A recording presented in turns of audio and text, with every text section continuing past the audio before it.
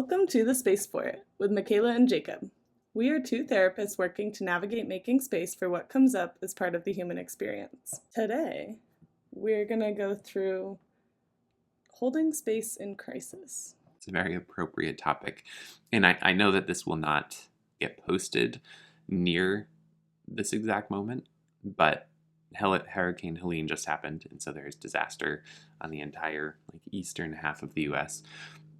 But also, disasters are fairly common in the world at this point, and so it feels like a very relevant concept to talk about. But I'm curious, Kayla, as a therapist, how do you think about holding space for people in the midst of crisis? What comes up for me is really being present with that other person. The crises I'm thinking of or have experienced as a therapist so far aren't natural disasters, but they're things people are going through in their life that have blown up in a way that they didn't expect. And really just being present with them and whatever is showing up for them, I think is one of the main things. Not trying to do interventions or change it at that point, but really just, can we just sit here with how it feels to be a human in this experience and go through that together. I love that idea of being present, because that runs so contrary to all of the pressure that we often feel to fix. The pressure that we feel to show up and be like, hey, we're going to resolve this, we're going to make it better. And most of the time we can't. Most of the time when there are major disasters, definitely, but even a lot of the more individual crises we go through can't be easily resolved. And allowing ourselves to actually practice being comfortable with, I'm going to be present, I'm going to give you a space to be with somebody. That's huge. It is, and I love that you said it that way. One of the reasons I love that you said to be with somebody is because my business name is With. I almost said it. And that's one of the main reasons I chose that, is how can we be with people in ways that are healing, or with our emotions in ways that are healing, or there's so much that being with can mean and can offer. Where do you think the drive to fix what's broken comes from? As I was writing down and kind of thinking on this topic, one of the main things that showed up was this feeling of helplessness or hopelessness that often comes up when we're in a crisis that we can't fix immediately, or something big has happened and we don't know how to navigate it. Uncertainty shows up. And I think, as I understand in my own experience of life, I think those are two of some of the hardest emotions to feel. They're deeply uncomfortable. And I think that brings about this brain's tendency to want to move away from those, to change how we feel. And that comes up in all of us in all these different ways. I think we talked about it recently, of how people will often just try and move away from what is showing up and just try and fix it and not even be present, or not know. That's what shows up, is not know how to sit with people who are going through something really difficult. I have a handful of clients who have told me, I don't know what to do in a space where someone else is feeling something deeply. And so that uncertainty, I think, is so uncomfortable for us. Oh yeah, it's very uncomfortable. And at the heart of that are so many of what I think most people would consider negative emotions, but I would argue are more like just soft emotions, like sadness, fear, pain, all of the things that make us feel small and make us feel like there's something that we should do, but there's nothing that we can do. It's very human also to want to wield influence, or to have the ability to change things, to have power, to have prominence, to have whatever you want to call it. I think that throughout history, that's kind of the story, is people being like, look how amazing we are, and then something happening and knocking it all down. Mhm. And I think the inverse of that is to be in a situation where we feel like ants. Like being here, so where I live in Florida, and so I was 100 miles away from Hurricane Helene, and still it was a massive weather event where like I was outside very briefly during part of it for like 10 or 20 seconds, and it was a sobering reality of feeling so small and so insignificant, and like, oh, this is not a safe not a safe environment to be outside in. Mm. And that's different than the feeling of like, I'm comfortable, I'm safe, I'm secure, I'm in control. So then, how do we? I mean, as humans, how human of us to want to be in control, to want to feel safe and secure. All beings want that. And we are small in the spans of the universe, like, or even the spans of the planet. Like, we are very small. So I wonder how do you think we can hold this human experience of helplessness or hopelessness or just feeling small and uncertain? How might we do that? I'm going to pose a question before I give my answer to that. Okay. Do you think that it's possible for us to be in control, or do you think even the idea of that is a facade? Ooh, that is a great question. I think it's an impermanent illusion. Yeah. There are there are things we can control somewhat. Um, and there's so much that we can't. And so much of human activity is trying to avoid the things that we can't control and make more things feel secure or safe or in control and kind of cling to that feeling.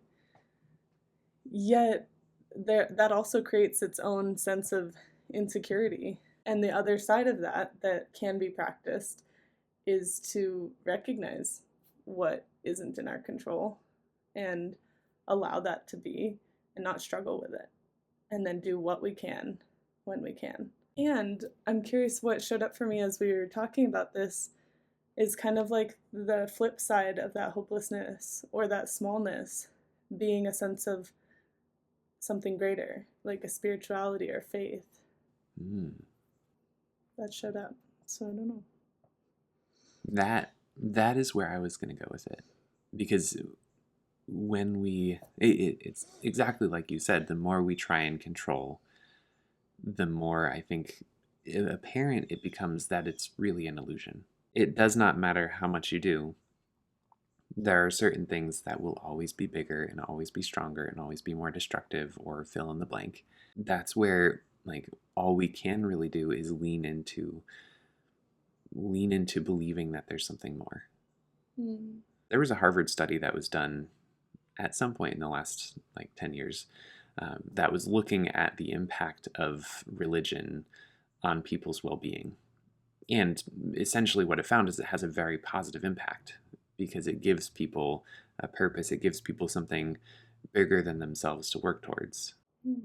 I would argue that's particularly relevant in a scenario where everything that you have, everything that you work toward can be ripped away in hours or minutes.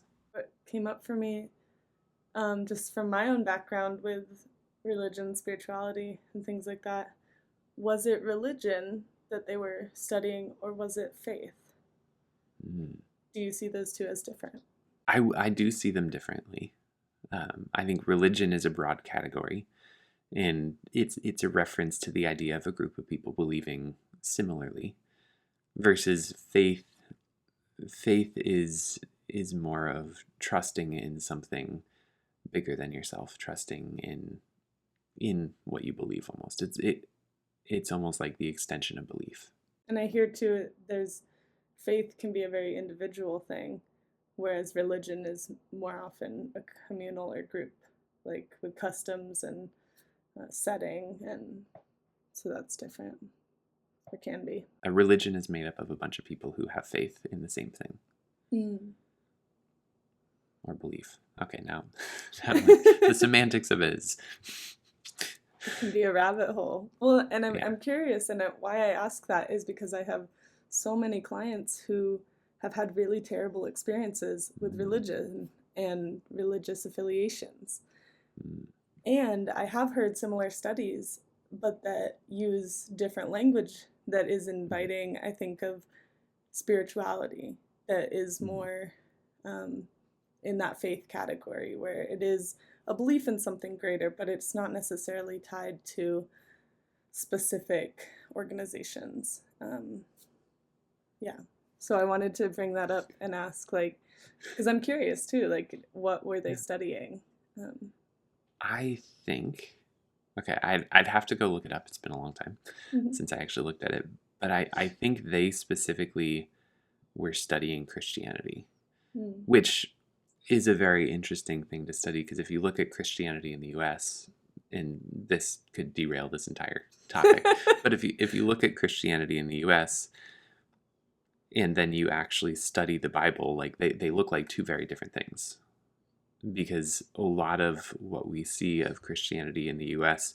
appears to be more of like a very inbred blend of nationalism with belief. Yeah, we might get derailed by this topic. and egocentrism. So I think we should save going too far into it for another day, for a different, more focused conversation. But I think in general, if we step back, having that idea that I may be insignificant, but there's a bigger picture here, is one of the things that enables people to get through a situation where you might lose everything. Well, and as you said it there, that felt very different than saying, I guess, again, slightly writing the line here, but when I think of religion, most of the time it's a God or a being that is greater, versus what you just said there of like a picture that is greater than just the individual.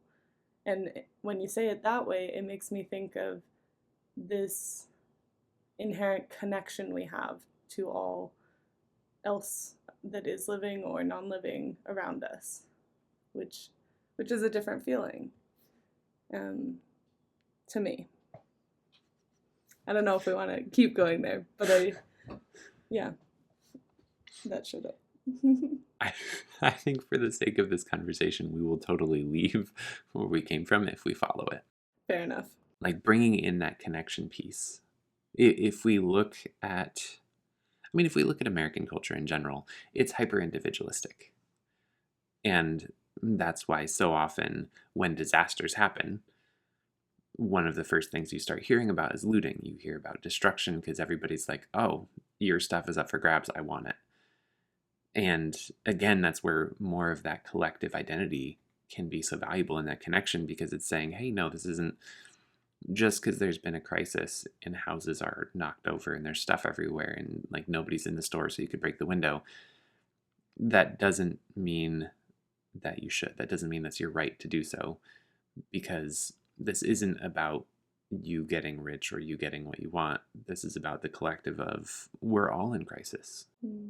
How do we support each other through this? Yeah, so that's where that connection piece really comes in, because as you talked about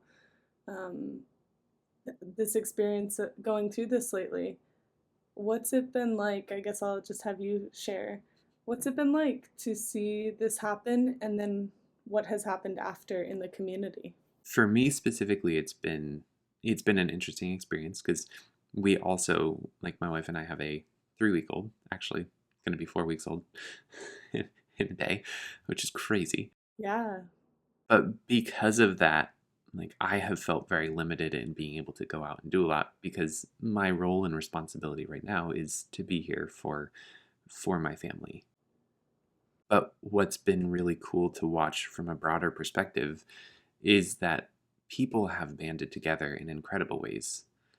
Like this is one of the more, like, I love this piece of social media, but I've seen so many things on social media of people joining together and being like, hey, let's all show up here at this time, like bring gloves, shovels, rakes, trash cans, let's clean up. Or like, let's show up for people in their houses, like, what do you need? Do you need food? Do you need water? Let's bring it. And it has been really cool to watch, even in my neighborhood. Like, I have a ton of trees in this yard, and I lost a ton of branches, and I had a neighbor show up with a trailer and be like, hey, do you want me to, like, can I take those? And I have met more of my neighbors in the last week than I have, like, in months before that. And that has been really cool. And I think it's also kind of a testament to how disaster can bring people together. Like, if we don't allow it to tear us apart and become this every man for himself, everyone for themselves, it can be a very bonding experience to be like, hey, guess what? We're all helpless. Let's do this together. Let's work together. Let's support each other. And I think that's a lot of the mentality that really helps when you're trying to think about supporting people, is that it's like, none of us can solve everything. So let's just show up and give and be what we can. And just thinking about that sense of being together, in that sense of hopelessness or helplessness or action, or both at the same time. Like, just going from being alone in that to having someone else feeling it with you, whether they have gone through the exact same thing or something similar, or just show up to be there with you. Like, that is so powerful, to just not be alone. If you show up next to someone and just allow them to be in what they're feeling, whether that is shock or denial or grief or anger or whatever, if you allow them to be in that and not have to be alone in it, so much healing happens in that environment. Yeah, it can completely transform that experience for someone. I'm thinking, in my context, my friend recently had a baby as well, her second, and she was having a hell of a day the other day. And she was like, gosh, it would be so cool if you were here with me in this, or like you had a kid too. And I was like, it actually sounds, as much as I'm on the fence and haven't decided that for myself, and even with how difficult it was to hear what she was going through, just thinking about us doing that together made it sound almost fun in a way. Like, that knowing it's impermanent, knowing those moments won't last forever, but that we could go through that together had a whole different feeling to it. Special. And as a side note, I won't try and convince you to have kids, but I do have 4 kids and I love kids. I know. They're amazing. It's very fun. It's a whole experience. I love that for you. Thank you. Yeah. I think some of the ways that people show up, and I'm hesitant to call it unhelpful, because I think in moments it can be helpful. But I think 2 of the big ways that people show up that has the potential to be unproductive is, one, showing up and trying to, like, pull people out of what they're feeling. And that often comes in the form of like, hey, well, at least you survived. At least you had this, or at least you only lost as much as you did, which is very invalidating. But also, when people are in shock, like when somebody loses everything, I have never lost everything. I've never lost my house, my belongings, my vehicles, my everything, with very little chance of getting any of it recovered or recouped in months to years, if ever. Because that's what a lot of people are facing right now, because insurance companies, they don't have the money to pay for all this. Like, there will not be resources to recover all of this for a lot of these people. And I can only imagine what that must be like. And I think when you're in that bubble of that just having happened, and it slowly starts to sink in, you go into shock a little bit. Or, like, at first there's adrenaline, and then you're just kind of like, what happened? And so I think getting to the second thing I was going to say, I think often people will show up and be like, what do you need? Tell me exactly what you need. And when we're in shock, we're like, can you make it all go back to the way it was? Mm. Like, I don't know what I need. And it's overwhelming to get asked that question 100 times a day. Mm. And therefore, I think there's a lot of value in practicing, not just sitting with people and joining them where they're at, but also thinking about, okay, what are the basic needs? Here is some food. Like, I'm not going to ask if you necessarily need it. Like, I'm going to be like, here's a specific, would you like this meal? Would you like this water? Would you like this bed? Would you, and asking very limited in scope questions, Mm. because when we're in shock, that's what we have the ability to answer and handle. There's too many decisions to make, so can we break it down for people into yes or no's, or just very specific, smaller decisions? Kind of like you just broke down that long rambling statement I said into a very succinct. That's good. That's good. That's the therapist in me. I appreciate it. Yeah, but I do appreciate that perspective too of like what are some of the ways we show up that aren't always very helpful, and how, and a lot of times those come from that place of I feel helpless and hopeless when I see this other person feeling that way, or feeling despair or grief, and so we're trying to get rid of our own emotional experience. And so how can we do that differently? Okay, this will get back to answering that question, but this came to mind. I did this really extensive training on responding to disasters as a mental health professional. And one of the first things they said is that so often we have these preconceived notions of how I should be helping. Like, I have a doctorate. I should be showing up and basically bringing my couch with me to sit with people, and I will process this disaster with them. And you got to throw that out the window. Like, you need to show up and say, I'm here. And if you need me to grab a shovel, I'll grab a shovel. And if you need me to put water in cups, I'll put water in cups. And if you need me to sit and talk to somebody, I'll sit and talk to somebody. And you have to let go of what your ego says that you should do to help, and instead just do what's actually needed. Really breaking it down back to being human. Just being human with another human being. And whatever that is. And I love how you brought up breaking down that ego, because there is like, maybe that is another way we try and find this sense of security or control, is that we are all of these things. But at the end of the day, in a crisis, we're human, and we all have the similarities, the qualities of the emotions of that smallness somewhere within us. So can we sit with that and just be with other people?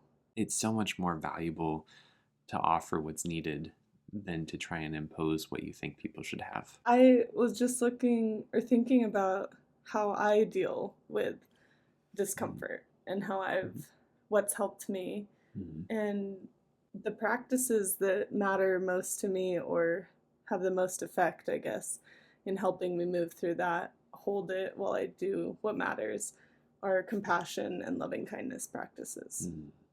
To remind myself of my shared humanity, our shared humanity, and also care deeply and act as much as I can, while holding that I can't do everything, and that is really hard. There's inherent within, I would argue, almost everybody who enters the mental health professions, there's at least a slight savior complex of like, come here, I can help you out.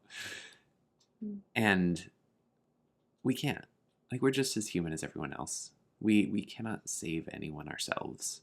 What we can do is join people and support them through the healing process. But at the end of the day, the people who do the most work are the ones who are working on themselves. We're just there as supports. For me, I've actually found a ton of relief in the idea that I can't. Because it's like, oh, good, thank goodness, because the day that everybody finds out that I couldn't, if I was supposed to be able to, that's going to be a bad day. But if I allow myself to accept that I am human, I'm only as capable as other humans, I'm not the savior. Suddenly there's a relief, because it lets you lean into doing what you can do. like showing up as a person to be with people. There's a beauty to that, a simple beauty that by setting aside some of that control that we want to have, or that sense of control, really, because that is an illusion, and just being humble in that ability that we do have. Like, we do have things we can do. Mm-hmm. And yeah, we can't save everyone. And we can't save anyone who doesn't want to be. And we can't help heal. And I say save because we talked about the savior complex a second ago, but really like heal or grow or shift or process. Like, that is, we are those supports that maybe have some knowledge of how we can do that, or how that other person can engage in those practices for themselves. But we can't force anyone to do that. So really coming back to like, what can I do in doing that? There is a lot of peace in that. A lot less struggle and imposter syndrome and things that show up when that's what we're focused on. One of the things that this is bringing up is the idea that like when you used the word compassion, or that was one of the words you used, when we're leaning into compassion in the midst of crisis, there's a term called compassion fatigue, where it's like at some point that starts to burn you. It starts to burn you when it's just every day, every minute, another crisis, another pain, another loss, another thing. And that's something that, like, yes, I think it happens to a more extreme degree in the midst of a crisis, a disaster. But as therapists, I would argue that we're always having to navigate that to a certain degree. Because most people don't sit down and for 10, 15, 20, 30 hours a week, they're listening to hardship. Like that's not normal. It's a very profession specific thing. Yeah. And I'm curious, as a therapist, how do you make space to hold the stories, the pain, the suffering, and to have compassion for it without actually allowing that to burn you? So I have a question before I answer that, just like you did to me earlier. And I've had this question for a while, because what I understand of compassion makes me curious if compassion fatigue, or what people call compassion fatigue, is actually empathy fatigue. Yes. Way to go. You nailed that.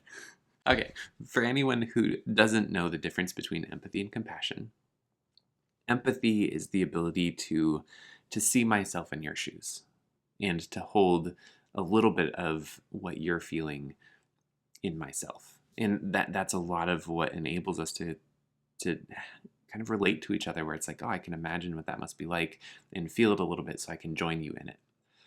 Compassion is different, and I would actually argue, yes, you're right. It should be empathy fatigue, not compassion fatigue. I knew it.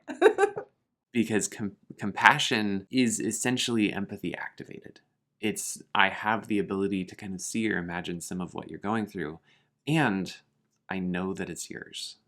I know that it's not mine. I can see how we're different, but because I see what you're going through, I can engage with you lovingly and with care and provide support. Yeah, I like to call it empathy with boundaries. Yes, absolutely. That is essentially kind of what it is. Yeah, so that kind of, in a way, answers the question. For me, practicing compassion is not only with the other people, where I'm able to say that is yours, or I can see what you're going through, I can feel that deeply with you, and we can only do so much. And so being at peace with our humanity. And then it's also comforting myself and being compassionate towards myself, and how difficult it can be to sit with people in crisis, or sit with people going through something just really confusing, or any kind of thing like that. It can be really hard to not be able to do much. And so even holding that part gently and kindly and saying, yeah, this being human is hard, and that's okay. I make stickers that are based in compassion, and they have some of the skills of compassion that we can use, which partially can be like a posture of dignity, combined with slowing your breathing to engage your nervous system in that more soothing state, as well as like a slight smile or an inner voice of warmth can be really helpful in helping compassionate phrases or things resonate within our body. And so one of the phrases that I have on a sticker is, "I'm right here with you." And so offering that to myself, because really, in the grand scheme of things, it's part of our experience that is struggling or that is hard or that is painful. It's not all of our experience. So can I allow that part to be and be with it, kind of as I would a client, just holding space for it to be, and knowing that it is impermanent and it will pass, and that we're doing the best we can, and that is enough. Yeah, I practice compassion with myself and with my clients, and that is one of the best ways I've found to be able to continue going back every day, every week. Yeah. What about you? I'm curious. What do you do? First, before I say what I do, I love just hearing again, like that acceptance of this is my ability, this is my role, this is where I can show up, and so I don't burn myself by making me feel like I should be doing more. Instead, I accept and own and hold that space, which is great. It's different depending on what it is, because there are a lot of things, a lot of stories that you hear as a therapist where it's like, yeah, you hear that, and regardless of how you respond, it's heavy to hear, and that will sit with you for a bit, because your brain, our brains inherently will hear things and then turn them over and over and over to try and make sense of them. And so regardless of what you want to do about it or how it makes you feel, when your brain is trying to process horror, that's heavy. And so in the midst of accepting, like, I cannot heal you, I can support you and join you, and we can work towards that, but it's not me like having some gift that is going to magically change things. I think that helps a lot. But also I work really hard to be very gentle, and yeah, we can call it like practicing the self-compassion, but I'd also say being happy to engage in stillness, being happy to engage in just like, I don't feel like I have to do anything right now. I'm just going to sit and rest, or I'm going to stare out the window, or I'm going to do something like I'm going to watch a show. I'm going to just like play with my kids. I'm going to do something and not feel pressure to be doing anything else. I think partially where this gets really hard is when we're talking about these bigger, broader experiences. Like this happened a lot with COVID, but also like a disaster like Helene, where all of the people in this region are experiencing the same thing. And so then it becomes not just I'm supporting you, it becomes, hey, we all went through this storm. It's going to impact all of us. And working really hard to make space so that we're not constantly sitting in that. Like, yeah, let's lean into what's heavy and hard and make space for it. But also sometimes, like, let's just kick back and laugh and look for humor and look for things to give us a little bit of relief from the weight. Because that's a big part of being able to hold it, especially when you're all in it, is giving yourself a chance to set it down. Like don't work out 24/7. You'll break things. Same thing applies here. I love the way you say that, and kind of that process, the ebb and flow of sometimes it comes to be we're working with it, and sometimes we're just laughing about something else, and sometimes we're resting or grieving or and it isn't just one thing. And I would argue all of those things are compassionate action. And other things I hear when you say that are that it's a practice. Like coming back when you're talking about being gentle with yourself, that's something you have to practice. It's not just something you are one day or aren't. It's something you can develop or build or cultivate. I also hear in is that presence and kind of mindfulness of just being where you are and not being anywhere else, and being able to be still and let your nervous system just feel that moment. Whether it's watching TV or being with your kids, it's just being really present. Those are some of the ways that you offer that kindness or gentleness or compassion to yourself.